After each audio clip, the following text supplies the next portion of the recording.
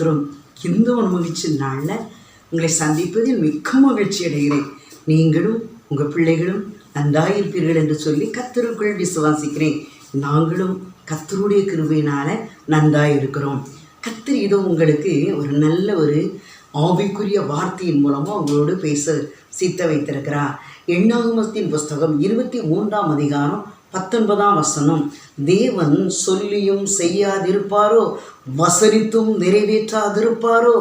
தேவன் சொல்லியும் செய்யாதிருப்பாரோ, வசனித்தும் நிறைவேற்றாதிருப்பாரோ? என் அன்பு பிள்ளைகளே, ஒருவேளை நீங்கள் ஆண்டவர் உங்களுக்கு ஒரு வாக்குத்தத்தம் தந்திருக்கலாம். அது நிறைவேறும் அளவும் ஆண்டவருடைய பாதத்தை நீங்கள் என்ன செய்யணும்?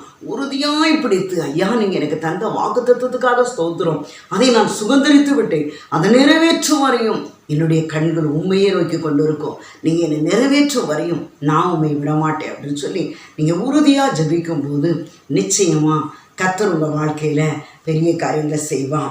ஒருவேளை இங்கே ஒரு நல்ல சம்பவத்தை பார்க்கலாம். 1 சாமுவேல் 1ஆம் அதிகாரத்தில் நம்ம பார்க்கும்போது எபிராயம் மலை தேசம், அந்த இடத்துல அருமையான எல்கானா அன்னாள், அருமையான தம்பதியினர் இருக்காங்க. அப்போ எப்ராஹிம் மலை தேசத்தில் உள்ள எல்கானா அன்னாள், அந்த அருமையான தம்பதியினர் இருக்காங்க. ஆனால் அன்னாளுக்கு குழந்தை இல்லை. அவள் பரிகசிக்கப்படுகிறான், நிந்திக்கப்படுகிறான், மனிதர்களால் அவமதிக்கப்படலாம். நம்ம மக்கள்கிட்ட கேட்கவா தெரியணும்? ஒரு இடத்துக்கு போயிட்டாருனாலே நம்மளை மனம் கசர பண்ணுவாங்க, நம்மளை துக்கப்படுத்துவாங்க, நம்மளை கண்ணீர் வடிக்க வைப்பாங்க, அதை ஒரு குறைய சொல்லி தான் வேதனைப்படுத்துவாங்க. அதே போல் அவளையும் துக்கப்படுத்தியிருக்கலாம், வேதனைப்படுத்தியிருக்கலாம், அவள் கண்ணீர் வடிச்சிருக்கலாம். அதனால தான் தேவ ஆலயத்தில் போய் அவள் என்ன செய்யறான்? கண்ணீரை ஊற்றுகிறான், மனம் கசந்து அழுகிறான், மனம் கசந்து அழுகிறான். இருதயத்தில் உள்ள பாரத்தெல்லாம் ஆண்டவருடைய பாதத்தில் ஊற்றுகிறான். ஒருவேளை மனுஷருடைய நிந்தனை தாங்க முடியாம தான் ஆண்டவருடைய பாதத்தில் மனம் கசந்து விழுகிறான்.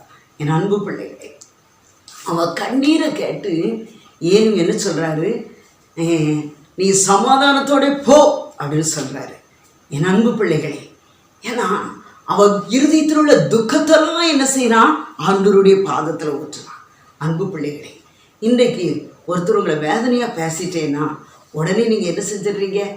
அவங்க மத்தியில் வாழ்ந்து காட்டணும் அப்படி தான் நினைக்கிறீங்க. அன்பு பிள்ளைகளே, ஏன் ஆண்டவருடைய பாதத்தில் நம்ம கண்ணீர் வடிக்கும் போது அவர் நம்ம சஞ்சலத்தை மாற்றுகிற தேவன், நம்ம துக்கத்தை மாற்றுகிற தேவன், நம்ம கண்ணீரை மாற்றுகிற தேவன், நம்ம சிறையிருப்பை மாற்றுகிற தேவன். என் அன்பு பிள்ளைகளே, அன்னாள் ஆண்டவருடைய பாதத்தில் கிளைசப்பட்டு அவள் எவ்வளோ துக்கத்தோடு இருந்தாளோ, எவ்வளோ வேதனையோடு இருந்தாளோ, எவ்வளோ அந்தலாய்ப்போடு இருந்தாளோ, அத்தனை பாரத்தையும் ஆண்டவருடைய பாதத்தில் ஊற்றினான். அதன் பின்பு அவள் துக்க முகமாக இல்லை. அவள் துக்கத்தெல்லாம் ஆண்டவருடைய பாதத்தில் ஊற்றிட்டு மகிழ்ச்சியோடு கடந்து வந்தாள். ஆண்டவர் அழகான சாமுவேலை கொடுத்தார், ஒரு பொருத்தரை பண்ணான். எனக்கு ஒரு ஆண் குழந்தையை தருவீர் என்று சொன்னால் நான் தேவ ஆலயத்தில் கொண்டு நான் என்ன செய்வேன்? நான் அப்படி ஆலயத்தில் கொண்டு நான் விடுவேன் என்று சொன்னான். அதே போல் பால்குடி மறப்பதற்குள்ள ஆலயத்தில் கொண்டு விட்டா. என் அன்பு பிள்ளைகளே, அவன் என்ன செய்தான்? தேவ ஆலயத்தில் கொண்டு விட்டுட்டு அவள் சந்தோஷத்தோடு வந்தா. என் அன்பு பிள்ளைகளே, நீங்களும் நானும் ஒருவேளை பொருத்தனை பண்ணியிருக்கலாம். அதை நிறைவேற்றுவதற்கு நீங்கள் என்ன செய்யலாம்? தாமதம் பண்ணக்கூடாது. அவன் என்ன செஞ்சா? பால்குடி மறப்பதற்குள்ள அப்படியே ஆண்டோடைய பாதத்தில் கொண்டு என்ன செஞ்சுட்டா? தேவ ஆலயத்தில் விட்டுட்டு மகிழ்ச்சியோடு திரும்பியும். நான் என் அன்பு பிள்ளைகளே, நீங்களும் நானும் ஆண்டவருடைய பாதத்தில் துக்கம்னு சொல்லி மனுஷனுடைய வார்த்தையை கேட்டு துக்கப்படக்கூடாது, வேதனைப்படக்கூடாது. ஆண்டவருடைய பாதத்தில் அவள் சஞ்சலத்தையும் அவள் கிளேசத்தையும் அவள் மனக்குழப்பத்தையும் ஆண்டவருடைய பாதத்தில் ஊற்றுவது போல நீங்களும் நானும் ஊற்றும் போது கர்த்தர் உங்கள் சிறையிருப்பை மாற்றுவதற்கு அவர் வல்லமையுள்ளவராக இருக்கிறார். உங்கள் துக்கத்தை சந்தோஷமாக மாற்றுவதற்கு அவர் நல்லவராக இருக்கிறார். அன்பு பிள்ளைகளே, அவர் சொல்லியும் செய்யாதிருப்பாரோ, வசனித்தும் நிறைவேற்றாதிருப்பாரோ? அன்பு பிள்ளைகளே, என்னாலே செய்யக்கூடாத அதிசயமான காரியம் ஒன்று உண்டோ? ஆண்டவருடைய பாதத்தில் நம்ம கண்ணீர் வடிக்கும் போது அப்படியே அவர் நிறைவேற்றுகிற தேவனாய் இருக்கிறார். ஜெபிப்போமா? அன்னாளை போல ஜெபித்திடும் உறுதியான ஜெப வீரராவோம். இரட்டிப்பான பங்கை பெற்றுக்கொண்டிட, இரட்டிப்பான பங்கை பெற்றுக்கொண்டிட இரட்சகரிடம் நான் ஜெபித்திடுவோம். இரட்சகரிடம் நான் ஜெபித்திடுவோம். ஜெபமே ஜெயம், ஜெபமே ஜெயம், ஜெபத்தால் ஜெயம் ஜெயமே. ஜெபமே ஜெயம், ஜெபமே ஜெயம், ஜெபத்தால் ஜெயம் ஜெயமே. பரிசுத்தமுள்ள தகப்பனே, உங்களுக்கு நன்றி ராஜா. நீ எத்தனை நல்லவர் ராஜா. நான் சொல்லியும் செய்யாதிருப்பனோ, வசனித்தும் நிறைவேற்றாதிருப்பனோ, என்னாலே செய்யக்கூடாத அதிசயமான காரியம் ஒன்று உண்டோ?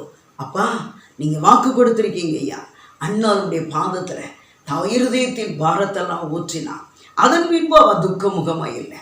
இந்த நிகழ்ச்சியை பார்த்து கொண்டு இருக்கிற யாராக இருந்தாலும் குழந்தை இல்லை என்று சொல்லி கலங்கி கொண்டு இருக்கீங்களா?